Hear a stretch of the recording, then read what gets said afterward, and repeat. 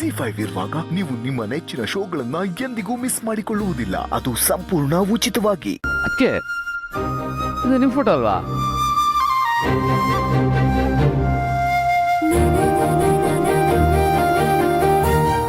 ಮಾ, ಈ ಫೋಟೋನ ಎತ್ತಿಡು ಅಂತ ಹೇಳಿದ್ದೆ. ನೀನ್ ಯಾಕಿನ್ನು ಅದನ್ನ ಹಾಗೆ ಇಟ್ಟಿದ್ಯಾ? ಅದಕ್ಕೆ ಸೇಮ್ ಟು ಸೇಮ್ ನೀವು ಚಿಕ್ಕ ವಯಸ್ಸಿನಿದ್ದಾಗ ಹೇಗಿದ್ರೋ ಈಗಲೂ ಸೇಮ್ ಹಾಗೆ ಕಾಣಿಸ್ತೀರಾ. ಅದೇ ಇನ್ನೋಸೆನ್ಸು, ಅದೇ ಸ್ಮೈಲು, ಎಲ್ಲ ಸೇಮ್.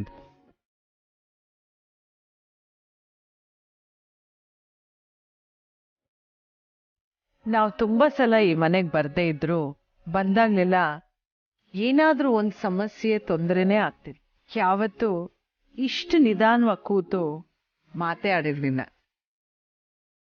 ಹಿಂದೆನೂ ಹೀಗೆ ಕೂತು ಮಾತಾಡಿದ್ರೆ ಎಷ್ಟೋ ಸಮಸ್ಯೆಗಳು ಕೂತು ಬಗೆಹರಿಸ್ಬೋದಾಗಿತ್ತು. ನಿಜಾಮ. ಆದ್ರೆ ಈಗ ಎಲ್ಲ ಒಂದು ಹಂತಕ್ಕೆ ಬಂದಿದ್ಯಲ್ಲ ಅನ್ನೋದೇ ಸಮಾಧಾನ. ಪುಷ್ಪ, ಅನು ಮತ್ತೆ ಆರ್ಯನ್ ಪ್ರೀತಿ ವಿಷಯ ಗೊತ್ತಾಗಿ ನಾವೇ ಬಂದು ಹೆಣ್ಣು ಕೇಳೋಣ ಅಂದ್ಕೊಂಡ್ವಿ. ಆದರೆ ಆಗ ಅನುನೇ ಆರ್ಯನ್ನ ಬೇಡ ಅಂತ ಅಂದು. ಆಗ್ಲೇ ನನಗೆ ಇವಳು ಬೋಲ್ಡ್ ಹುಡುಗಿ ಅಂತ ತುಂಬಾ ಇಷ್ಟ ಆಗಿದ್ದು. ಯಾಕದ್ಕೆ ನಮ್ಮ ದಾದ ನಿಮಗೆ ಇಷ್ಟ ಆಗಿರಲಿಲ್ವಾ? ಆ ಥರ ಏನೂ ಇಲ್ಲ. ನನ್ನ ಸಂಗಾತಿ ಆಗೋರ ಬಗ್ಗೆ ತಿಳ್ಕೊಬೇಕು ಅಂತ ಅನ್ನಿಸ್ತು. ಅಮ್ಮ, ಆ್ಯಕ್ಚುಲಿ ನಾನು ಆರ್ಯ ಸರ್ನ ರಿಜೆಕ್ಟ್ ಮಾಡಿ ಏನೂ ಹೋಗಿರಲಿಲ್ಲ. ಅವ್ರನ್ನ ಅರ್ಥ ಮಾಡ್ಕೊಳ್ಳೋದಕ್ಕೆ ಹೋದೆ. ಆಮೇಲೆ ಅವ್ರ ಬಗ್ಗೆ ಎಲ್ಲ ತಿಳ್ಕೊಂಡು ಮತ್ತೆ ವಾಪಸ್ ಬಂದೆ. ಆದರೂ ನಿಮ್ಮ ಧೈರ್ಯನ ಮೆಚ್ಚಬೇಕತ್ತೀಯ.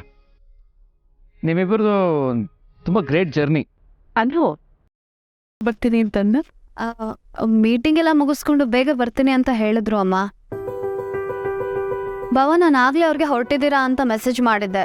ಅವ್ರಿನ್ನ ರಿಪ್ಲೈ ಮಾಡಿಲ್ಲ. ಮೇ ಬಿ ಅವ್ರು ನೋಡಿಲ್ಲ ಅಂತ ಅನ್ಸತ್ತೆ. ನಾನು ಒಂದ್ಸತಿ ಕಾಲ್ ಮಾಡ್ತೀನಿ.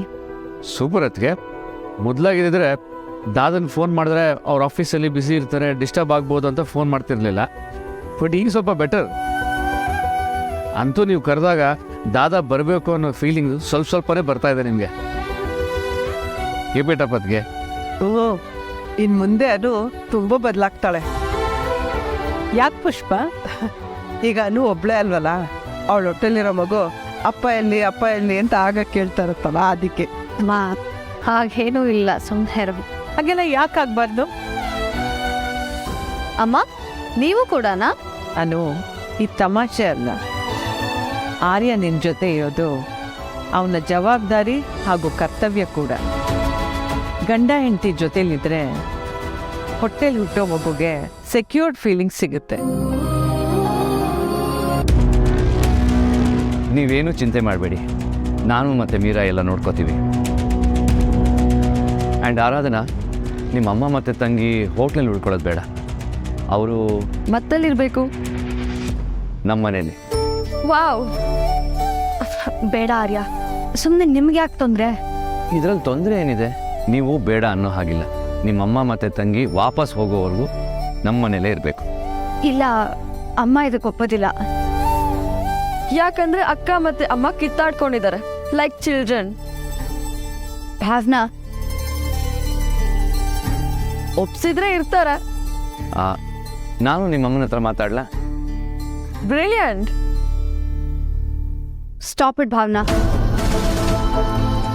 ಆರ್ಯ, ಅದು ನೋ, ಬೇಡ ಅನ್ನೋ ಮಾತೇ ಇಲ್ಲ. ನೀವು ನಮ್ಮ ಮನೆಗೆ ತಂಗಿನ ಅಮ್ಮನ ಕರ್ಕೊಬರ್ತಾ ಇದ್ದೀರಾ ಅಷ್ಟೇ.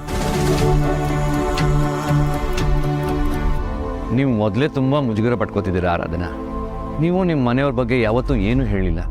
ತುಂಬ ದಿನ ಆದಮೇಲೆ ಅವ್ರು ನಿಮ್ಮನ್ನು ನೋಡ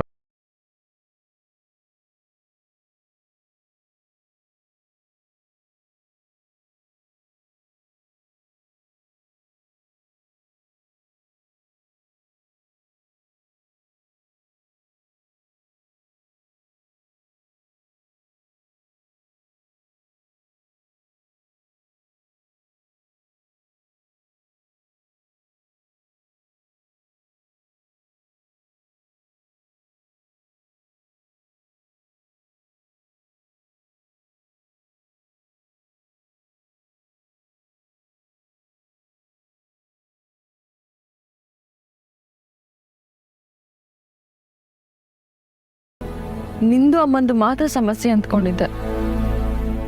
but no, there is a much bigger problem than I thought. ಅಕ್ಕ, ನಾವ್ ಇಲ್ಲಿಗೆ ಬಂದಿದ್ದು ಕಂಪ್ನಿ ಮರ್ಜನ ಸ್ಟಾಪ್ ಮಾಡಿ ನಿನ್ನ ಕರ್ಕೊಂಡು ಹೋಗೋಕೆ. ಆದ್ರೆ ನಿನ್ನ ನೋಡ್ತಿದ್ರೆ ಇಲ್ಲೇ ಸೆಟಲ್ ಆಗೋ ಪ್ಲಾನ್ ಮಾಡಿರೋ ಹಾಗಿದೆ.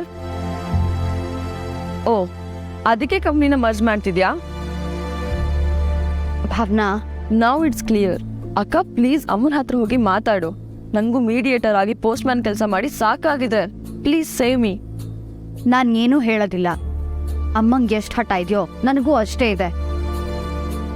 ಐನೋ, ನೀನು ಅವ್ರ ಮಗಳು ತಾನೆ, ಒಳ್ಳೆ ಹಳೆ ಸಿನಿಮಾ ಕತೆ ತರ. ಅಮ್ಮ ತೋರಿಸಿದ ಗಂಡನ್ನ ರಿಜೆಕ್ಟ್ ಮಾಡಿ ನಿಂಗೆ ಇಷ್ಟ ಬಂದವನ್ನ ಮದುವೆ ಮಾಡ್ಕೊಂಡು ಬಂದೆ. ಅಮ್ಮಂಗೆ ಇವಾಗ್ಲೂ ಕೋಪ ಇದೆ. ಮೈ ಗಾಡ್. ಅದಕ್ಕೆ ಎಷ್ಟು ದಿನ ಅಂತ ಕೋಪ ಮಾಡ್ಕೋತಾರೆ? ನೋಡು ಭಾವನಾ, ನನ್ನ ಬದುಕನ್ನ ನಾನು ನೋಡ್ಕೋತೀನಿ. ನನಗೆ ಯಾರ ಸಹಾಯನೂ ಬೇಕಾಗಿಲ್ಲ. ಒಟ್ಟಿನಲ್ಲಿ ನಿಮ್ಮಿಬ್ರು ಮಧ್ಯೆ ನಾನು ಫುಟ್ಬಾಲು. ಅಕ್ಕ, ನಿನ್ನ ಲೈಫ್ ಬಗ್ಗೆ ನೀನು ಸರಿಯಾಗಿ ಹೇಳ್ತಾ ಇಲ್ಲ. ಹಾಗಂತ ನೀನು ಹೇಳಿದ ತಕ್ಷಣ ನಾನು ಬಿಟ್ಟು ಹೋಗಿ ರೆಡಿ ಇಲ್ಲ. ಅಲ್ಲಿ ಅಮ್ಮಂದು ಸೇಮ್ ನಿನ್ನ ಥರನೇ ಹಠ. ಒಟ್ಟಿನಲ್ಲಿ ನೀವಮ್ಮ ಮಗಳು. ಭಾವನಾ, ನಿಜ ಹೇಳು, ಅಮ್ಮ ಇಲ್ಲಿಗೆ ಯಾಕೆ ಬಂದಿರೋದು? ಅದು ನಮ್ಮನ ಹತ್ರನೇ ಹೋಗಿ ಕೇಳು ಅಕ್ಕ. ಇಲ್ಲ ಭಾವನಾ, ಶಿ ಹೇಟ್ಸ್ ಮೀ. ಅಕ್ಕ ಪ್ಲೀಸ್ ಲಿಸನ್ ಟು ಮೀ. ನಾನು ಅಮ್ಮಂಗೆ ಪ್ರೆಷರ್ ಹಾಕ್ತೆ, ಬರಲ್ಲ ಅಂತಾನೆ ಅಂದಿದ್ದು. ಆಮೇಲೆ ನನ್ನ ಮೆಲೋ ಡ್ರಾಮಾ ನೋಡಿ ಬರೋಕೆ ಒಪ್ಕೊಂಡ್ಲು. ಅಕ್ಕ, ಅಮ್ಮಂಗೂ ನಿನ್ನ ಬಗ್ಗೆ ತಿಳ್ಕೊಳ್ಳೋಕೆ ತುಂಬ ಕುತೂಹಲ ಇದೆ. ನಾನು ಅಬ್ಸರ್ವ್ ಮಾಡಿರೋ ಪ್ರಕಾರ ಅಮ್ಮಂಗೆ ನೀನು ನಿನ್ನ ಕಂಪ್ನಿನ ವರ್ಧನ್ ಕಂಪ್ನಿ ಜೊತೆ ಮರ್ಜ್ ಮಾಡ್ತಿರೋ ವಿಷಯ ಕೇಳಿ ತುಂಬ ಇಂಟ್ರೆಸ್ಟ್ ತೋರಿಸಿದ್ರು. ಆದರೆ ಯಾಕೆ ಅಂತ ನನಗೀಗಲೂ ಅರ್ಥ ಆಗ್ತಿಲ್ಲ. ZEE5 ಆಪ್ ಡೌನ್ಲೋಡ್ ಮಾಡಿ ಎಲ್ಲಾ ಸಂಚಿಕೆಗಳನ್ನು ಸಂಪೂರ್ಣ ಉಚಿತವಾಗಿ ನೋಡಿ.